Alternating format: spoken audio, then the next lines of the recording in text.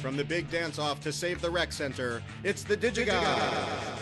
Now here's the two men who came in last place, Wade Major and Mark Kaiser.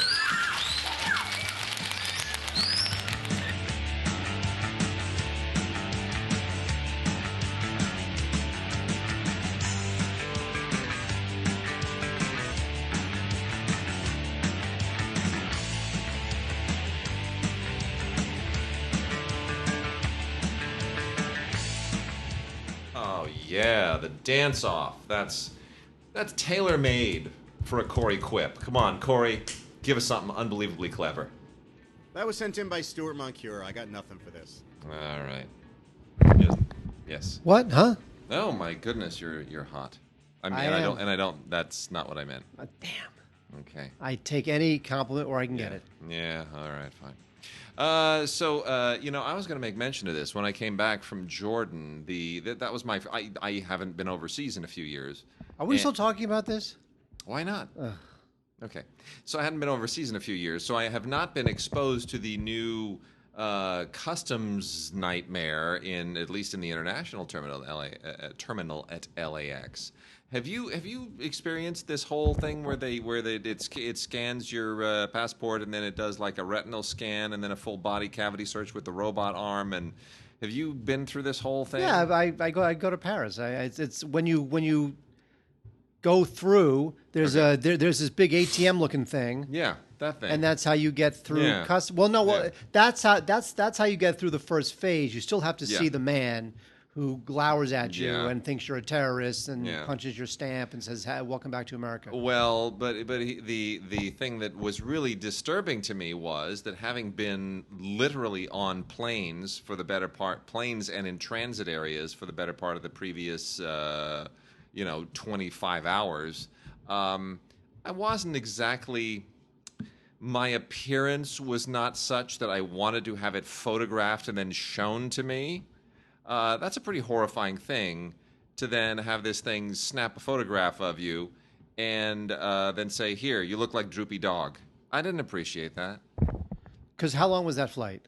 Well, the flight, the last leg of the flight is 16 hours, and there was 3 hours before that in transit, and there was another 3 hours before that on the previous flight. 6. So that's 16 plus 6 is 22 hours plus the hour of just getting to the airport. So, and then getting off the plane. I've been waiting in line for 40 minutes. So we're talking 24 hours. That's brutal. That's a brutal. I don't know how people go to Australia. I really don't. I mean, I'm going to Paris in 2 weeks. The worst is probably when you go to South Africa. I believe that is as bad as it gets. Because you have to connect through Europe anyway. There are no direct flights to South Africa. And there are no direct flights to, say, somewhere close in Africa. You quite actually have to go to Paris or London or I'm looking Frankfurt. that up right now. Yeah, look it up. I am. I'm serious. I'm looking right now. No, because a good friend of mine his wife is South African, and whenever they go back to see her family, where are we talking? Are we talking Johannesburg? Just as a Johannesburg, sure, yeah. I don't think I think then you have to go to Cape Town separately. I don't think they're direct flights to Cape Town. So anyway, I know when they go back to see her family, it's like they're getting ready for a long trek. Well, there are no non-stops. Correct. So what I'm seeing is the shortest I'm seeing. Now it could be a 14-hour layover, but the shortest I'm seeing is 21 hours and 55 minutes. There you go. But I wonder how long the layover is. I don't know. It's long. Oh, you know what? Oh, get this. Yes. So it's a 22-hour flight with only an hour and a half layover. Oh, all right. So basically, you go from L.A. to Atlanta, stop for an hour and a half, and then I guess you're on the plane for another 18 hours or so, whatever it is. That's really not terrible, to be honest. Yeah, it's bad enough. It's not terrible. All right. So, anyway, We had some listener mail. We haven't had listener mail in a while. We haven't solicited it. No. So, you know what? We do need some Vox boxes. We need listener mail, all those fun things. We haven't solicited in quite a while. It has been... No. Oh. Yeah. It has been an interesting summer, a bit of a dud of a summer. Even the good stuff has not really performed. There hasn't been anything this summer that anyone has really, really gone nuts for, except for Wonder Woman. Yeah. Right? That's it. Pretty much. I mean, even Guardians of the Galaxy, like the burnished Marvel brand, took a hit. Guardians didn't heavily perform. It underperformed relative to the previous one, pretty much the same way that Transformers did. Well, right now, as we speak, Wonder Woman, $400 million domestic. It's amazing. I know. Guardians, 387. Yeah. That's pretty good. Yeah. But Spider-Man only 290. I mean, not Right. only. It's funny the times we live in. 290. But these are all numbers that people expected to be better. Well, but these are numbers that they go, well, you know, it'll do much better overseas, and that will Yeah. justify all the sequels. No, I mean they are they do justify, but the numbers that we're accustomed to seeing, they're just not there. The biggest grossing movie so far this year, domestic, Beauty and the Beast. No kidding. $500 No kidding. million. How about that? Not crazy. I thought Wonder Woman was going to do better. Well, go figure. So, in any case, very happy for Bill Condon with Beauty and the Beast there. That's lovely. We play that pretty much every single day in my house. I just want you to know. My daughter insists on it. I think you insist on it. You're just assuming it's your daughter. By the way, I'm just putting this out there. I know you're about to read a thing. Yeah. Did you see the new trailer for Death Wish? Absolutely. No. I did. Yes, I did. You know, Okay, it's so terrible. Yeah, it is terrible, and I think it was Stuart Moncure who posted that on the. Oh, that's right. We did his intro, and he posted the bit in the Facebook page. Stuart. Yeah. So it's a terrible trailer, but the other thing is, have you seen the whole blow up on Twitter, like saying this is like alt-right propaganda, yada yada, so forth and so on? They said the same thing about Dirty Harry. Yeah, but I mean, look, near as I can determine, this is not really the original Death Wish. It's just a revenge movie. Death Wish was not a revenge movie. We have to remember that. The original Death Wish was unusual in the sense that his wife and daughter were killed, and he didn't go out and say, I'm going to track them down and get them. No, he didn't. He just said, all right, now so this doesn't happen to anyone else, I'm just going to be judge, jury, and executioner for everyone. He just started killing other people, like other criminals. Yes. That's the fascinating thing about that always made Death Wish interesting. It's not a revenge film. Well, also, It's a vigilante film. And That's right. they're different things. They're totally different things. and also, if you remember the first time he killed someone, you remember what Charles Bronson's character did? He went home and threw up. Yeah. Because he was so disgusted Yeah. by it. You know, I'm sure Bruce Willis is going to go home and go, yeah, get some, yippee-ki-yay. Charles Bronson threw up. Yeah. And also, something else to remember, too, is that Death Wish was very much a zeitgeist film. Absolutely. 1974. Yeah. You know, New York was a pit, a disgusting, horrible pit. And it needed that film. You are at the tail end of far too many years of assassinations and wars and political upheavals and riots and race wars and assassinations, and Watergate. I mean, 1974 is bad times. It really is. It's really bad times, and people. I was living. I mean, when I was a boy, I was in New York in 1974. I remember it well. I was in Germany. I I was. I remember that well. My experience of 1974 was the World Cup in Germany. It was not a real. I wasn't living in the real world quite at the time. But once you objectively look at history. And by the way, there is a. I'm saying this because there is a new Death Wish Blu-ray. Yeah. Available for pre-order. Yeah. Yes. Yes. Got to get that. So a little bit of listener mail. Now, if you need to get us Vox boxes or listener mail, I can't talk this morning. Gods@digigods.com. Gods@digigods.com. And Tim Teets writes us and says, hey guys, seeing as you haven't had a mail segment in a while, figured I would send a letter. Just a thought. Why don't you, instead of doing a week without a show, like when I was gone, use that week to do a rewind episode, and you replay an episode from your days as DVD roundup. Oh my goodness gracious, that would be terrifying. Do we even have those? Do we even have those? Oh, of course, I got them all. Really? Oh yeah, every last one. I did not know that. Yep. I used to listen to you way back then and loved it as I still do. Think it would be cool for new listeners to hear where you started. Do you remember? But it's an interesting idea. Email us and let us know if you like that idea. How about just, you know what? How about just a, here's what we should do. Yeah. And I'm saying this off the top of my Sure. head, knowing that it's only work for Wade. It's Of obviously course. no work for me. Yeah. We could do like a throwback segment where on every other show, instead of doing the whole show, Yeah. you would just clip off 3 minutes of an old episode. Yeah. And we would just intro it. Hey guys, before we move on to the latest Guardians Blu-ray, here's what Wade and Mark had to say in 1924 Yeah. about wings. Okay. You're not gonna do that. No. Okay. No, maybe we'll see. By the way, do you remember in I think we've been doing this so long. We have. I have a memory. On the Waterfront, that was our first show. I remember that really well. No, Yeah. I have a memory of me in 1997. Mm-hmm. This may be another memory that I'm confusing. Uh-huh. In 1997, I'm living on the Upper West Side, Yeah. and we decided to do the podcast over the phone. Yes, where that's you true. I was sitting in my my rental room. It was the two of us and Tim. Yeah. It was really. It was almost like trying to communicate, with Thomas Edison for the first time, or no, Alexander Graham Bell. What am I saying? It was almost like, can you hear? So what we're saying is that we've been doing the show for 20 years and have not monetized it for one goddamn penny. Okay, is that what you're saying? I don't know. No, I know. I don't know how long we've been doing it. Anyway, and then we also got an email from Chris in Virginia. Said on the July 4th episode, Wade mentioned that Drunken Master is not available on Blu-ray yet. I don't believe that the original Cantonese version is, but the American version, The Legend of Drunken Master, was released by Buena Vista in 2009. I'm not sure the Cantonese version has ever been released on home video in North America, but if so, I'd be interested in seeing it. Also, is Tim mispronouncing Jean-Claude Van Damme's name, or is everybody else mispronouncing it? So Tim Americanizes it, calls him Jean-Claude Van Damme, which I think is perfectly cool and fine. That's exactly how you would pronounce it if you're Americanizing it, and that is what Tim does, and I defend him for it. But his actual name is Jean-Claude Camille François Van Varenberg.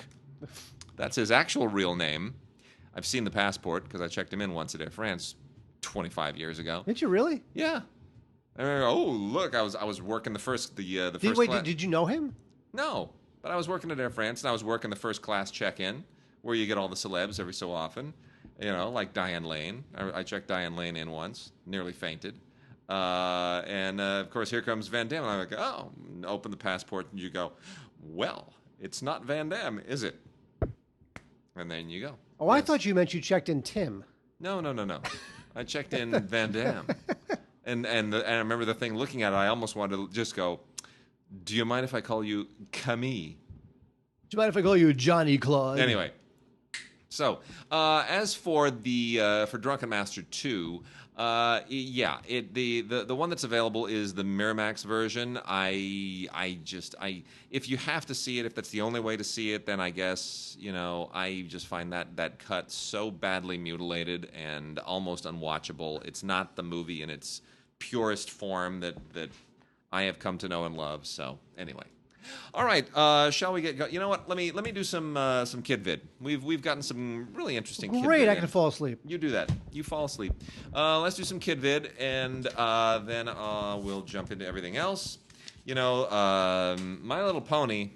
I am usually reluctant to push because there are bronies out there, a movement which I just do not want to fuel. I find it terrifying. There have been a couple of documentaries about the bronies, grown macho manly men who not only love My Little Pony, but they have formed informal internet and actual social networks, like social circles around their love of My Little Pony, and it's deeply, deeply disturbing that exists. In any case, My Little Pony Equestria Girls has a new one out, Magical Movie Night, which includes 3 shows on it, Dance Magic, Movie Magic, and Mirror Magic. I don't find Equestria Girls all that interesting. I don't find My Little Pony all that interesting, but Equestria Girls does expand the universe somewhat in a way that apparently the bronies have not been able to corrupt. So there is something to be said for that.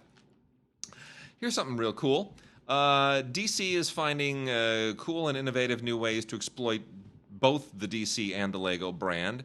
Warner is releasing this. This is DC Superhero Girls Brain Drain. This is an original movie with all the little DC superhero women as Lego characters, and it's not bad. I find the whole Lego thing a little bit odd, but this is more interesting than some of the stuff in the certainly in the Batman Lego movie, which was just way too jammed with stuff. Didn't you think it was just? I agree. You know what? Here's the thing: is that in the opening, was jammed with stuff, and I'm like, okay, this is cool. They'll have this really cool opening to get your attention, grab you into it, and then it'll have the usual pacing of a film. It was just balls to the wall for 90 minutes. I'm like, this is fine if it's a live action film, but it's a bunch of plastic molded blocks. There's only so much I can handle. Yeah. Well, anyway, but Wonder Woman, Supergirl, Batgirl, it's pretty great. It's really a lot of fun. You got to kind of get in the mindset of it, but all things Wonder Woman are working for me these days. Got to be honest. Elmo. Another Elmo's World. My daughter's kind of outgrown Elmo, I'm sad to say. It was a fun period. She certainly enjoyed Elmo when she enjoyed him. But this is Elmo's Wonderful World, 13 episodes of Elmo-ness, which, you know what, adults can enjoy this too. The Furchester Hotel, yes, so fun. I got a bunch of Furchester Hotel stuff on this, and you'll have a lot of fun. It's really good. Elmo, anything Elmo is always going to be a little bit timeless, even if your kids stop watching. Elmo hates you. Oh no, he doesn't. So let's see. Let me jump onto. I want to make. Well, okay. Here we go. I'll do a couple. I'll do the two PBS bits. So we got a couple of PBS titles here. Caillou, Things That Go, which is as disturbing as Caillou always is, and Arthur, Brothers and Sisters. Arthur's a sweet show. This is 8 stories. They're educational and they're sweet and they're gentle. They're better than Caillou. Caillou just I don't get it. 13 Caillou episodes here. Caillou's test drive is hysterical, and Trip on the Subway is hysterical. I just want to point that out. Those I have seen far too many times because they keep coming on, but it's really funny stuff, and unintentionally funny, I would add. Now we get these mashups in KidVid every once in a while, and this is where the So DC and Lego mashup, I can get with that because we've had enough exposure to that I understand the whole point of that. But this is a wrong mashup. Scooby-Doo. This is Lego Scooby-Doo Blowout Beach Bash. What? Really? It sounds like an Elvis film. Are you kidding me? Come on, seriously. I'm into it. No. I would watch that in a second. No, if I was stoned, we gotta like Scooby-Doo and and it's a Lego Scooby-Doo. I would add, it's not like Scooby-Doo in Lego World. No, it's a Lego thing with a Scooby-Doo Lego. Can't do that. This is a bridge too far. It's really a bridge too far. Can't do it. Wait, no one cares. Move on. The whole Scooby-Doo gang. Look at them. They're all Legos. That's great. No one cares. Ridiculous. And then as far as mashups go, this is one I can actually kind of get behind. Tom and Jerry, Willy Wonka and the Chocolate Factory, original movie. Come on, give it up. Tom and Jerry and a Willy Wonka. No, Willy Wonka. Come on, Tom and Jerry, Willy Wonka. That's very pulled out of a hat. Yeah, it is. It is. I mean, but look how they animate Willy Wonka. Come on. Terrible. You know, they're going to reboot Willy Wonka again. I know. They can't leave it alone. No. They want to franchise it. They want to do like an Oompa Loompa spin-off movie. And So just putting it out there, Tim Burton does Planet of the Apes, which is just a bunch of just BS monkey shines crap, and then that has to get reboot. Yeah. Tim Burton does Willy Wonka. Yeah. That's a bunch of more Johnny Depp mincing and prancing, and that's a bunch of crap, and now they got to reboot that. I think Tim Burton is the man who is single-handedly destroying franchises. Yeah, well, Alice in Wonderland. Alice in Wonderland. That thing. I mean, that first one made $1 billion. Yeah. I have no idea why. Are you kidding me? I don't know either. I didn't get it. So anyway, Tom and Jerry, Willy Wonka. I am serious. It is surprisingly good. It's a total shameless stretch. I get that, but it's actually surprisingly entertaining. And I think a lot of that has to do with just the fact that you enjoy Tom and Jerry and you enjoy Willy Wonka, and it's kind of hard to do wrong by either of them. We've got some, speaking of, we got some Disney stuff here. My daughter still loves Minnie and she loves Daisy. And this is Minnie's Happy Helpers from Disney Junior. And Minnie and Daisy, it is just relentlessly saccharine Minnie and Daisy cuteness. It is not Mickey Mouse Clubhouse, which is where these two usually show up. This is just Minnie and Daisy in all of their girlish glory. And they're just doing all kinds of fun things to be happy helpers. And it's good for kids. It's educational. It's well-mannered, which my daughter needs because she now does. You know what she does? You know what she does? She'll do anything for a laugh. She will truly do anything for a laugh. She's such a ham now. How old's that kid now? 4.5 actually. Bizarre. So she'll do anything for a laugh because the laughs. It's like the performer is starting to come out. Here's what she does. So we pour, sparkling water. She's been drinking sparkling water since she was 18 months. It's ridiculous. She loves sparkling water. Is that healthy? Yeah, it's fine. Carbonated water, healthy? It's not carbonated. It's sparkling. It just has bubbles in it. She likes it. She's always liked it. All right. It's very strange. So I don't deny that. So here's what she does. So, we pour her a little glass of sparkling water, and then one for mommy and one for daddy. Okay, fair enough. Now, this is what she does. She'll drink hers, and then she'll, give you the little evil, mischievous eye, and she puts hers down, and then she'll, grab mine and drink mine. And then she grabs mommy's and drinks mommy's and smiles. Wait for it. Everyone laughs. Satisfied performer. Thank you. Take a bow. Are you kidding me? And then she burps like a trucker. Exactly. Americano. This is one of those family-approved Lionsgate Grindstone animated things. Grindstone, who usually does things with Steven Seagal murdering people, and once in a while they do family stuff that's animated. Grindstone does everything. That their relationship with Lionsgate is a real barn burner. They are just a money-making machine.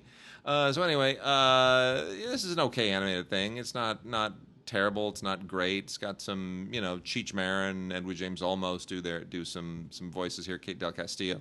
It's basically Americano about it's about a parrot, basically. Like a Spanish-speaking parrot. It's most of the tropes that we get out of animated stuff, but some fun voice characterizations. And Lisa Kudrow's good too. Always nice to get Lisa Kudrow's voice. And then we have, lastly, Kate and Mim-Mim, Super Kate. I still find this a little bit creepy. This is 4 adventures. It's good for kids, I guess. Just big purple rabbits don't sit well with me. But anyway, Kate and Mim-Mim's a thing. And then my favorite, last but certainly not least, another Shaun the Sheep, Animal Antics. My daughter loves Shaun the Sheep. Shaun the Sheep is the best. Aardman kills it every time out. And this is an awful lot of fun. Bitzer and Sean and all the rest of them come back. And the angle here is that the sheep are trying to basically sell the farm. And, that's your instigation for a whole lot of wackiness and fun. Shenanigans? Yeah, a lot of great shenanigans. Shenanigans? Seven different episodes here. And there's even a Building a Pig video, which... it's not essential, but 45 minutes of very, very fun stuff. They're very short stories, so there we go. All right, Mark. Yay! Let's dive into some foreign stuff. Foreign stuff. So last year we lost a remarkable talent in Chantal Akerman, who very sadly committed suicide. The great French director, and her work is not sufficiently known here, and hopefully she did not leave us in vain. Hopefully now that draws some attention to her life and her career and her amazing films. And we dedicated our awards show to her earlier this year, quite rightly.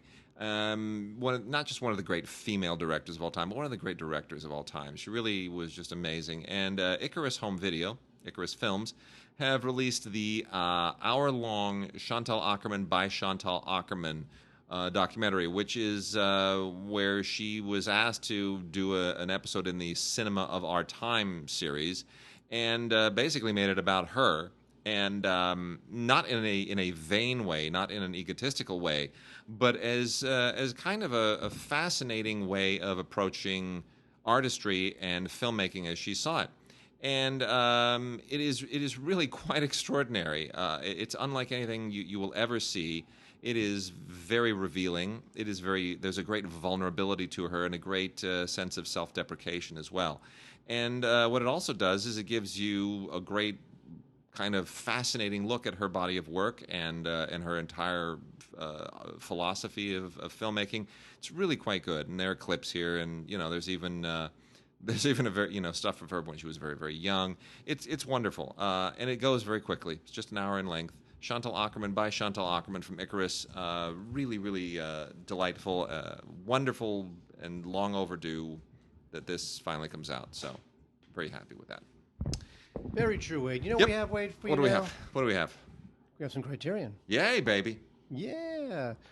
Andrei Tarkovsky's Stalker out on Criterion. This was recently re-released too, theatrically. Really? Yeah, this had a theatrical re-release. In Los Angeles? It did about 4 months ago. Yeah. That is wild, wacky stuff. Uh-huh. I did not see that. Yeah. Anyway, this is very much. It's funny because Tarkovsky is a, he's kind of his great works were science fiction works. All of them, yeah. Either allegories or straight science fiction, whatever Yeah. it might be. Solaris, obviously the most famous one, but But Stalker, which by the way is not about a stalker. no, the guy's name is Stalker. Guy's name is Stalker. It's about a Yeah. guy who it's a post-apocalyptic world. There's there's a writer and a professor, and they want to go to this zone that's been cordoned off for some reason. Mm-hmm. Right? It was a disastrous event in this area, and no one's allowed to go in there. But they go in there, Yeah. and they zoom in on this place called the Room. Yeah. And if you go into the Room, your So innermost creepy. desires are supposedly So creepy. The Room is such Romantic. the whole thing is so eerie. It's just a really cool film. The extras are a little light for Criterion, considering how much we love Criterion. 2K digital restoration looks pretty good, considering this is a 1979 film and it was done in Russia. There's a new interview with Jeff Dyer, who wrote a book about the movie. There's interviews from 2000 with the composer. And there's an essay, of course, as there always is, a little booklet. So this is really good stuff. If you love Solaris, you got to see Stalker. If you don't love Solaris, you should see Stalker anyway, because Solaris is awesome. I love Stalker. I really do. I think it's fantastic. So, two other Criterions as well. L'Argent, which is the Robert Bresson film from 1983, a late phase Bresson film. But no less interesting than his other stuff. I tend to like black and white Bresson more than color Bresson for some strange reason. I'm not quite sure why. But anyway, this is adapted from a novella by Tolstoy, which he has set in Paris instead. And it's all about the kind of the life of a counterfeit bill. And it's a fascinating kind of an omnibus movie that does what a lot of omnibus movies don't do, which is that it's not just sort of about, it's not as episodic as most of them are. It's not just here are a bunch of stories strung together by a single thing. Which, Red Violin is the other one that finds a more kind of existential angle to that genre. This does as well. It's very interesting, beautifully done. It was in competition at the 1983 Cannes Film Festival, and they include the press conference, which is nice to see. And then there's also a 50-minute video essay on here, which is very nice. So, L'Argent. And then here's the big Criterion Mama this week. Roberto Rossellini's War Trilogy is finally out on Blu-ray, which includes the 3 films, Rome, Open City, Paisan, and Germany Year Zero. These are all amazing movies that were made in the late 1940s. Rome, Open City was made in 1945, literally in the wake of the war. And so it has a vibrancy to it that is just hard to get in any other film. Rome Open City was on DVD in the worst transfers for so many years from Image. And then finally Criterion came out with it on DVD, and it was like a breath of fresh air, and now it's finally out on Blu-ray. And this has been such a long road to get Open City out there. And it is so rewarding to finally see it in a format that is rich and textured, and you really feel the grain on the film. It's so beautiful. Paisan, and by the way, Rome, Open City, and Paisan were both films that I studied in film school. But Paisan is really a fascinating anthology as well. And very unusual for Rossellini. It all just sort of episodes that are also, again, very neorealistic in the wake of the war. My favorite line from Paisan is an American soldier talking to an Italian woman in this one episode where he goes, "You a fascist? I'm a fascist." Clearly has no idea what a fascist is. But it's like one of those Brooklyn soldiers, like in World War II movies from the 40s and 50s, whether they were European or American made. That was Brooklyn soldiers. Yeah, there's always soldiers from Brooklyn. They always look like this. There were like 900,000 young men from Brooklyn who all became soldiers, and nobody came from any other part of the United States. And then by the time we get to Vietnam, they all come from the South. It's weird. I don't get it. Interesting. Yeah, isn't it? But there's always the Brooklyn guy, right? It's always a Brooklyn guy. In fact, sometimes his nickname is Brooklyn. His name, and he can't wait to get back and see his girl. He's writing his girl. He's got a picture of the girl right here. I'm going to put it right in my helmet. Well, because at the time, look, New York was pretty much the capital of the world, the capital of the country in terms of, culture and influence and fashion and everything. It was all New York. Very true. Yeah. It just reflected what the country was. True. And of course, by Vietnam, we were okay being more of a multi-culti country. Yep. As we Multi-what-y? Multi-culti. Multi-culti. Multicultural. Okay. Don't pretend That's very cute. Thank you, Wade. Multiculti. Is that a thing? Am I out of touch? I wrote that in a review once, so it's got to be something. Okay. Fine. Fair enough. Let's see. I'll go. Can I tell you what's happened with my car? What's going on with your car? This is really making me angry. I'm only saying this because I see this right here. So, I have a Lexus, right? Yeah. It's a 2007 Lexus. Sure. And it's now 2017, and the front and passenger side door locks don't work. I've basically been running around for the last 6 weeks with my car doors unlocked because I don't care anymore. Okay. Because I don't want to get them fixed. Right. But I call Lexus and I say to them, you know what? I have a feeling that I've had my door locks replaced on this car before. Can you go into my service history, because I'm stupid enough to take my car to the dealer most times, and I go, can you look into my service history and see, because I have a feeling I've gotten my door locks replaced before on the car. So she says, yes, Mr. Kaiser, we have it here. You had your door locks replaced in 2008, 2009, 2012, 2013, 2014, and now it's 2017. You say that they don't work again? And I said, yes, they don't work again, and I'm not paying for it. So I've had my door locks replaced on this car in 2008, 2009, 2012, 2013, and 2014. So I said, well, I'm not paying for it. What's the deal? I don't know. So I go to Lexus, right, here in... There has to be a recall. No. Well, what I did was I said, I'm not paying for it. So they said, okay, go to a Lexus dealer, get an estimate, and send it to us. Yeah. So I go to the Lexus dealer here in the San Fernando Valley. Yeah. And I pull my car in, and the guy at Lexus says, you know what? We talked to Lexus Corporate. We're more than happy to give you the estimate that you need. It'll be $160 to get the estimate. Wait, what? To get an estimate? Yes.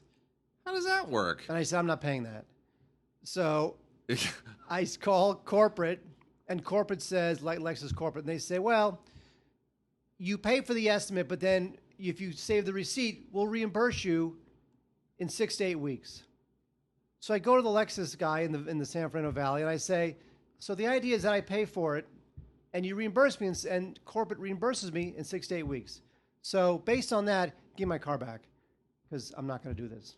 That's ridiculous. And so the guy says, like a really used car salesman, he says, hang on, let me talk to my boss. So they waived the fee. Nice. They waived the $160. Okay. So I got the estimate. Which they always can. Of course, I've given them thousands and thousands of effing dollars over the years, for crying out Jesus. So it's going to cost approximately $1,100 to fix both of them. So the $1,100 number is now with Lexus Corporate, and they will tell me how much of it they will reimburse. I mean, they'll pay. They won't reimburse. They'll pay for it. Madness. How much they will pay for it. Wow. Could be some of it. Could be none of it. I'm so sorry to hear that. I go, look, I will drive this car into the effing river before I pay this kind of money for another door lock repair. Yeah. That's crazy. It is crazy. That's crazy. Thank you. Madness. That's my story. All right, we got some. Good night, everybody. Yay! My goodness, we have some Asian fodder here, which is kind of a mixed bag. here's the thing. It's just the heyday of Hong Kong cinema was the 1980s and 90s. That was the Hong Kong New Wave. And in the wake of that, everybody is now a pretender to the throne. And we get a real mixed bag of things coming from all over the region. The Vietnamese film Bitcoin Heist wants to be a cool Hong Kong movie from the 90s. It's all about, cryptocurrency hacking and everything related to Bitcoin. Mike Rotman should have made this movie. Actually, he would have been better to do this. What happened to Bitcoin? It seems like Bitcoin is still there. It's still there. It's still there. It's actually kind of become an international currency of choice if you don't want to be traced. So if you want to buy things online and not leave a paper trail with a credit card or PayPal or something else, then you do it with Bitcoins. But the Bitcoin still has to be owned by somebody.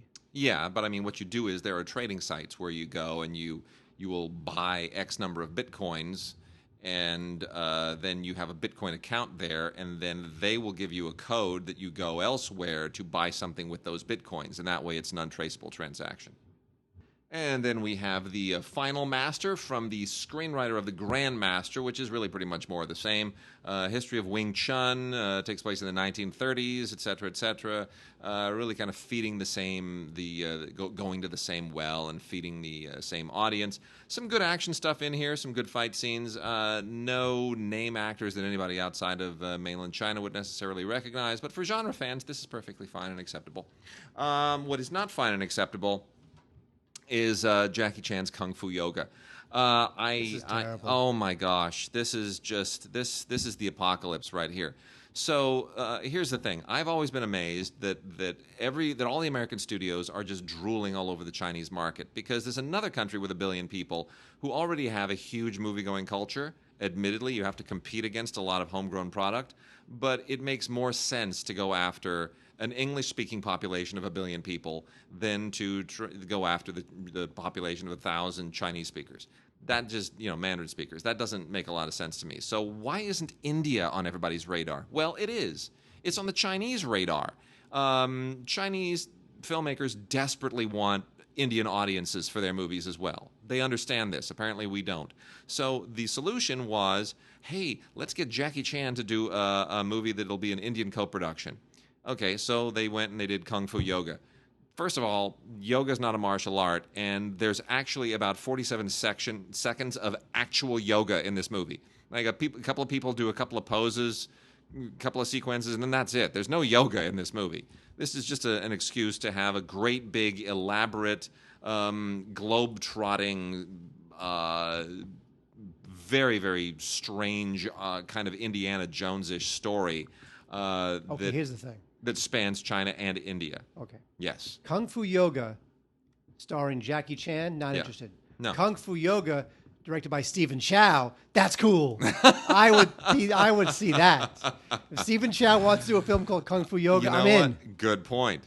Anyway, this was also Jackie throwing a bone to Stanley Tong, who was, of course, his director for Super Cop many, many, many years ago. And Stanley Tong, ever since when he finally came to the U.S. and then made Mr. Magoo, and then his career started to sink. He co-created Martial Law with Sammo Hung for television, which got him a little bit of traction. But otherwise, Stanley Tong's career has mostly been in the dumper for quite a while. And this is throwing him a bone, saying, come on back on board. Let's do something again. And it's just, I'm sorry, this is just a completely ridiculous, horrible, messed up movie that it's just crazy. It's absolutely crazy. And where it winds up, I won't tell you exactly where it winds up, but where it winds up is so ridiculous. And then they make it even more ridiculous by trying to Bollywood it. Oh, don't ever. This movie is a train wreck from beginning to end. And I say that with tears, because I love Jackie so much, but it's just really time to hang up a certain kind of film.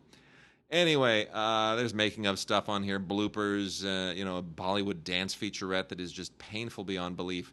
So much money was thrown at this movie, so much money was wasted, and it's just terrible. Jackie plays an archaeology professor. Come on. Well, so did Seriously. Harrison Ford. Yeah, Harrison Ford pulled it off. Jackie doesn't.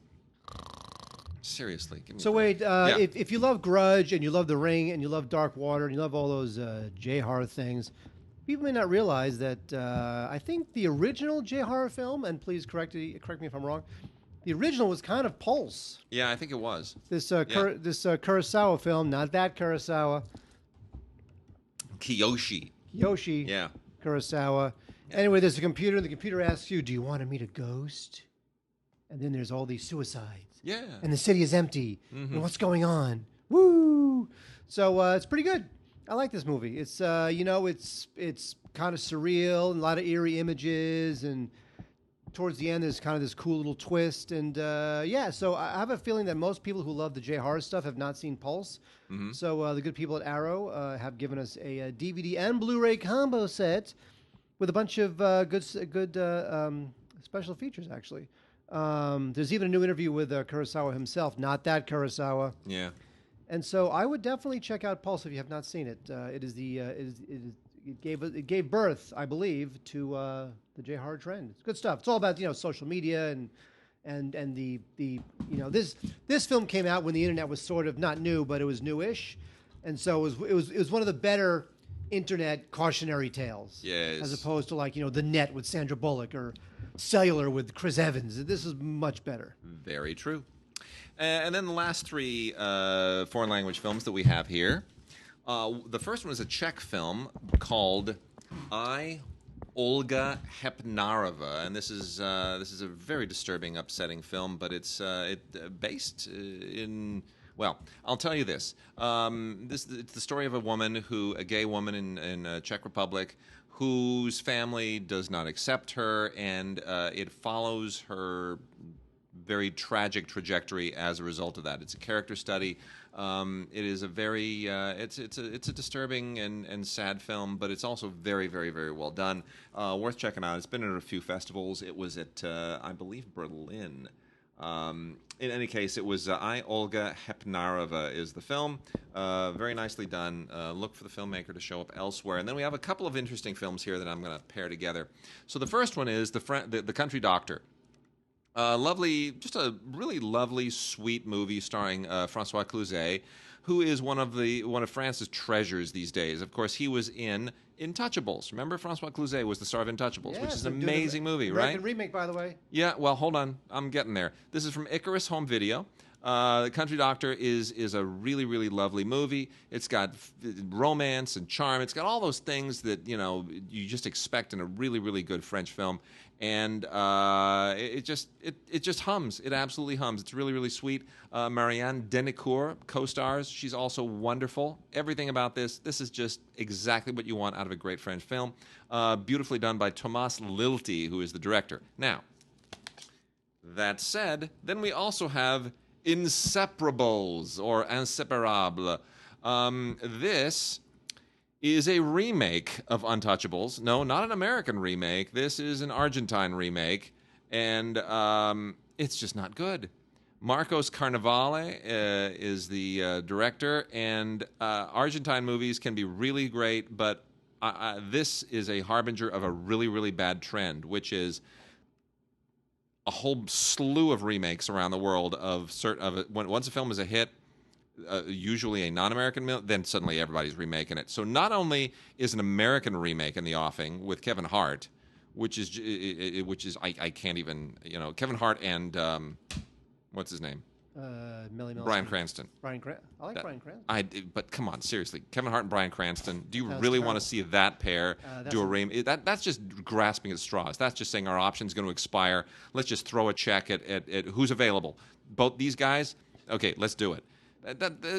Seriously, that's not going to work. It's just not going to work. There's going to be no chemistry there. None. It's not going to work. Anyway, Inseparables.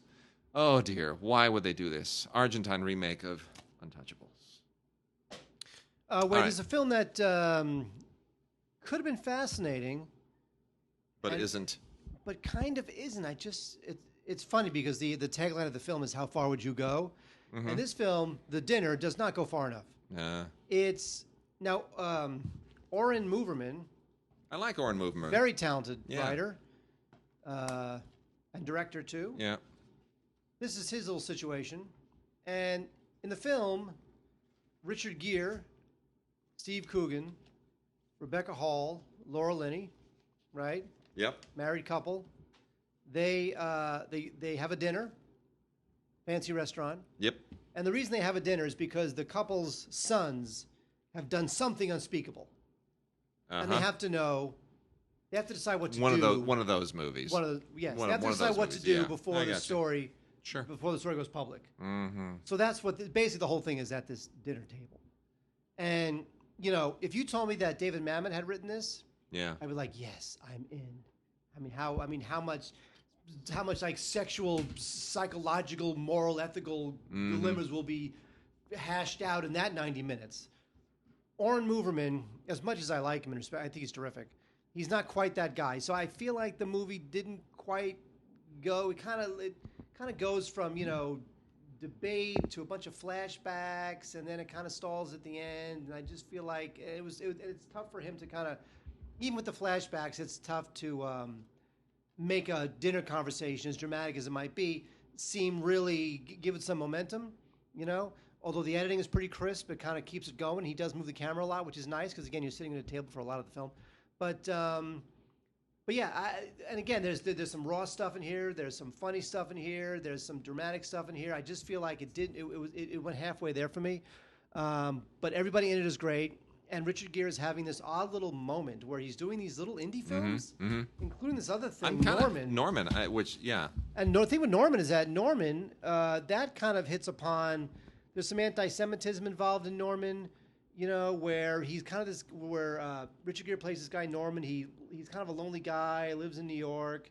He lives kind of on the margins of New York. You know, he's not like a super famous guy himself, but he knows super famous and super rich people. And then he winds up becoming friends with this politician. And then you cut to a couple years later, and the politician is now the prime minister of Israel, which is totally weird. And that's kind of where the movie really gets going. I think that Norman's pretty entertaining, actually. It's a good film. And one of the special features on the DVD, not the Blu-ray, unfortunately, is a Q&A with Richard Gere. So Gere is going through a bit of a reinvention right now. And some of that might be because, you know, he realizes that he's not going to be cast in The Mummy. Mm-hmm. That's still Tom Cruise. Yeah. So, and he's not, and you know what, as much as we will probably someday see this, right now he does not play the head of the CIA in a Marvel film. Someday he will play the head of the CIA in a Marvel film, right? But right now he's not doing that. You know, so he's in this like kind of indie phase, which is kind of cool. I think it's great. I think it's wonderful. I mean, he's able to. Richard Gere was a guy who was always sort of. He had the look for a certain era. Once American Gigolo came out, he was that guy, and he was a certain kind of guy, and he only was able to make a certain kind of movies. And he's grown out of that now, and now he can kind of be the actor that he was never able to be when he was, you know, a matinee idol. And I think that's great. I'm thrilled for him. So a couple of movies here that have very, very similar angles. Movies about kids with athletic ambitions trying to make a go of it despite difficult family and social situations.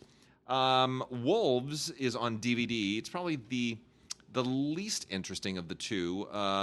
Taylor John Smith plays this kid, from New York who's looking to try to become a great college basketball player, but he's got a really, really rough family situation.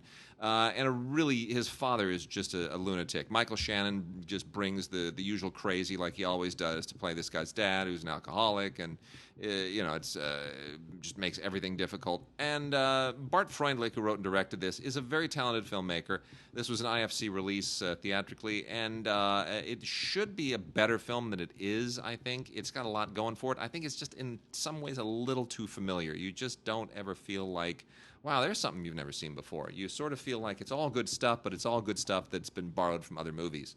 Many of them better movies. Across the Line, however, I think is a really, really interesting movie. Across the Line's on Blu-ray. This is from Lightyear. And the director, I don't know who this director is. The director credit is Director X. Mark, do you know who Director X is? That could be Alan Smithy.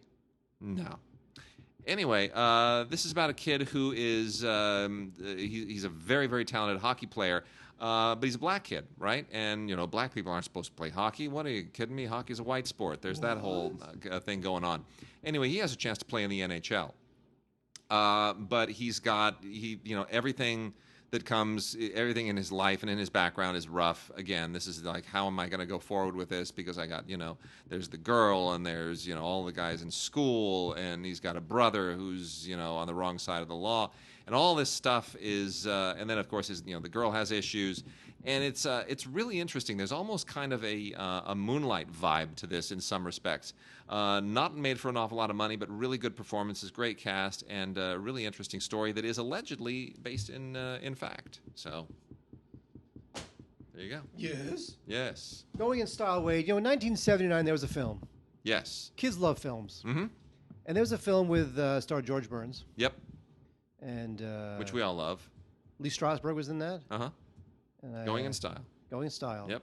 It's a wonderful movie. Bunch of old old guys. A bunch of old guys decide to bunch of Play pensioners. checkers. Play checkers. No, they decide to go on a bank robbing spree. Wow. Yes. Really? Yes. Oh, bank my robbing gosh. spree. Old Wade. guys. Yes. On a spree. Yes. Yes. Now this, by the way, was written into what's wrong with us?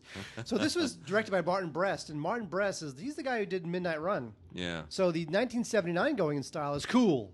Yeah. And it's also, again, it's 1979. It was definitely a film that kind of hit a little bit of a mini zeitgeist vein. Yeah. Old people, being thrown away, blah blah blah. Now we have the remake, which is just a rundown jalopy of a nothing of a vehicle for three just the best older actors. They're even they're the best if compared to middle-aged actors or younger actors. Or actors who have not even been born yet. Morgan Freeman, Michael Caine, and Alan Arkin, all of them Oscar winners, remaking Going in Style and making it just the most generic, boring remake you could ever imagine and hope for, which really, really makes me angry because even though I saw Going in Style when I was like 8 years old, I still thought it was hilarious.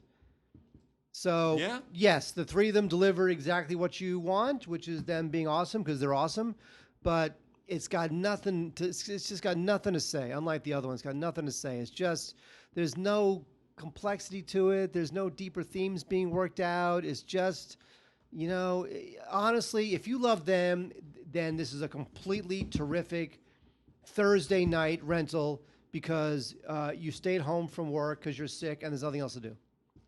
But otherwise, I just think this thing was just a complete misfire and didn't need to be made. It's too bad. It is too bad. Well.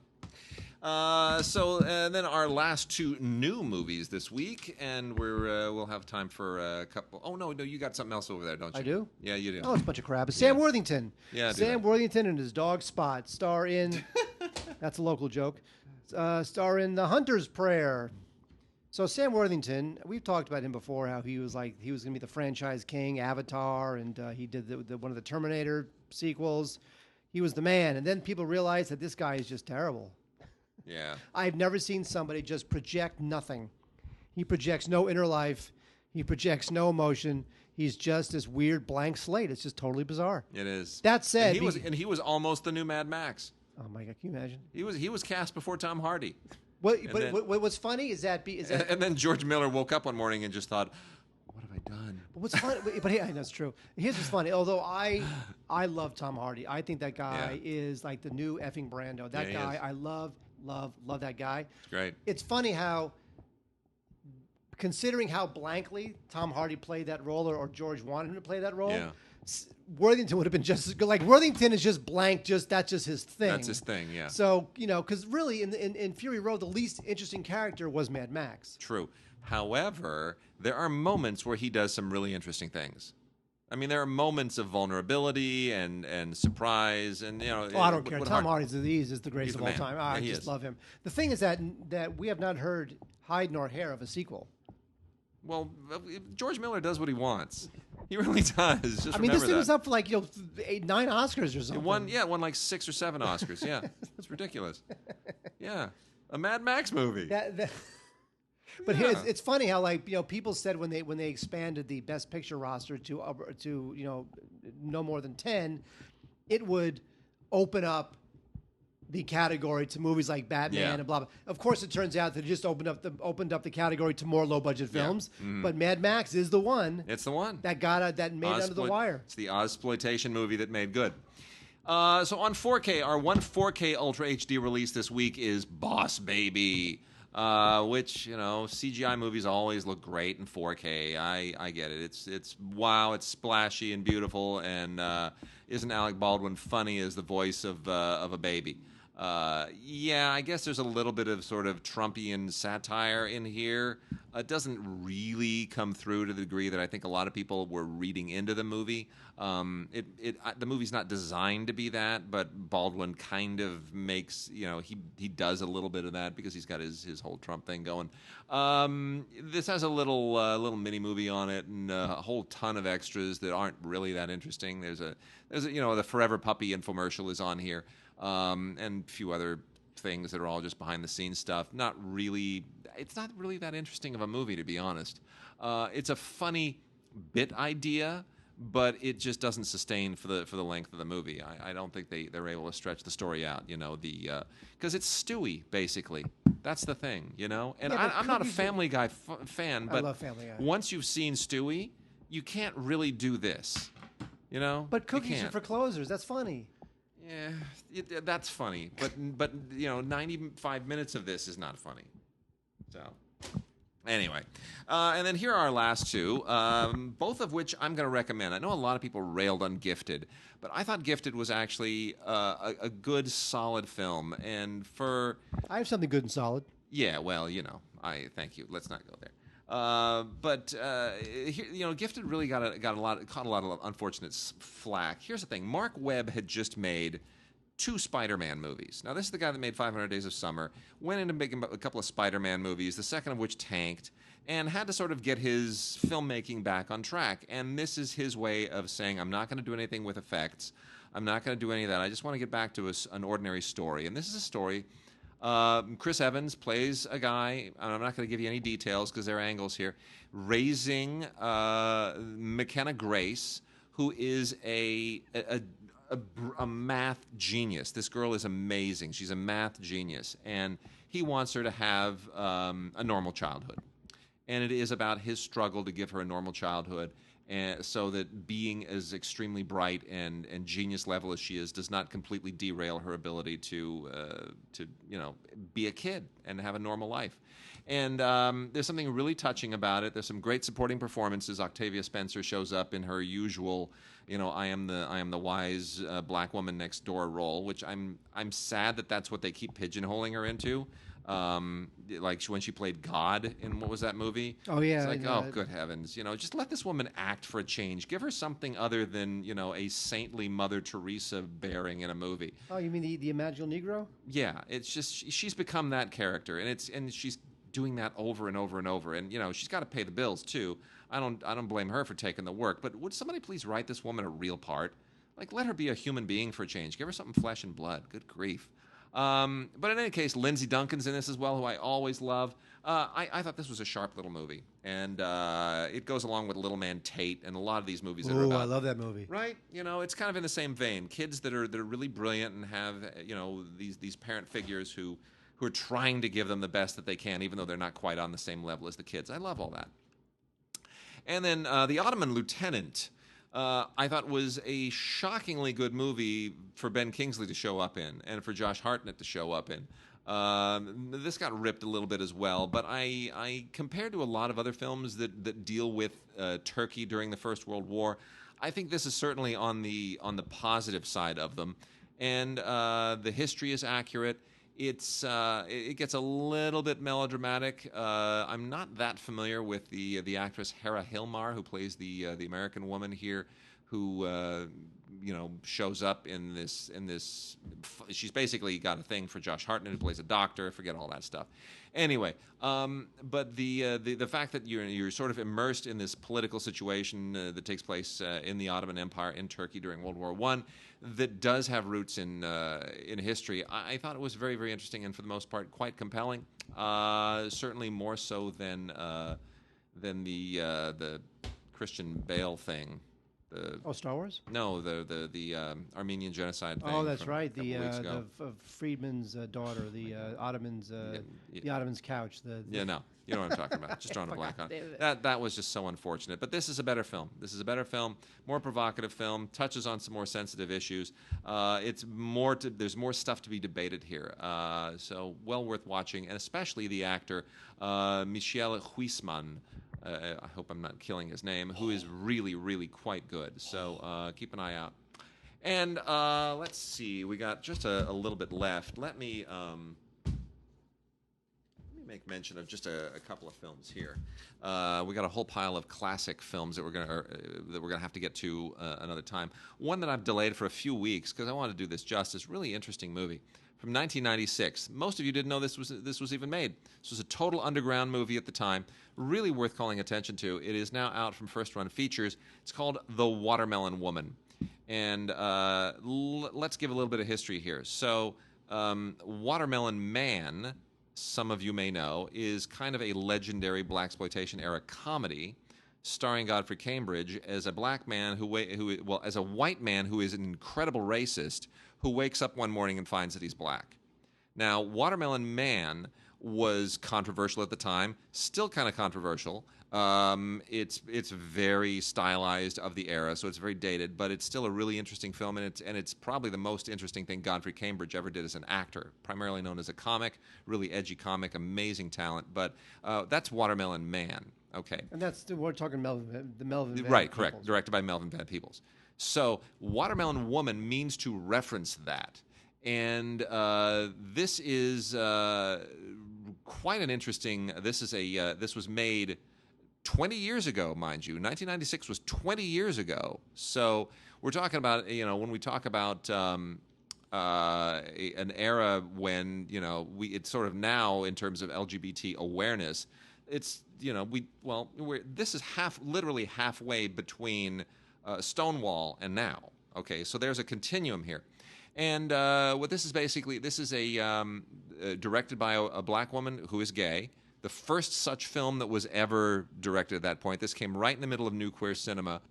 And it is the story of the making of a documentary about a black actress who was known as the Watermelon Woman in the 1930s.